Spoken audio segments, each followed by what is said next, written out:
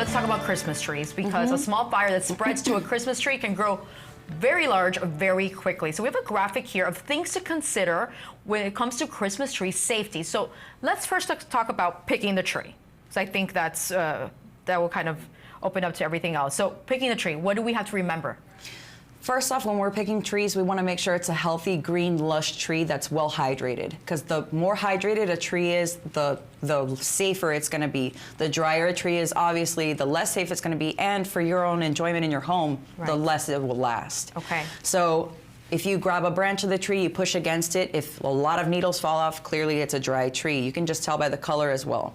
So that's first thing when picking the tree. Now it's placed. Now we got the healthy, lush tree. Now we bring it home. Now we're going to place it. So what are your tips? When we place our trees, we want to make sure that they're not blocking any exits. So if it's the back door, the door to the garage, anything that could be a potential escape route, we never want to block those.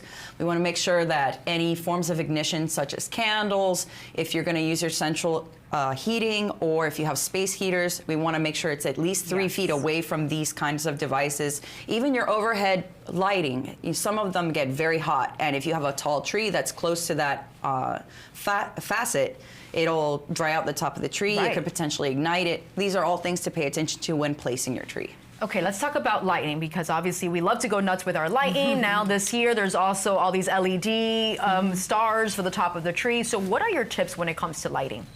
When it comes to lighting, we probably the same as you and I. Everybody's got a big box full of old lights that we've been using forever, the same extension cords that have been handed down forever and forever. Year and year. So when we set these up, we want to be inspecting them and making sure the cords are intact, making sure there's no loose bulbs, no fraying, no that they haven't been trotted on and they're cut. So we want to inspect them all for damage.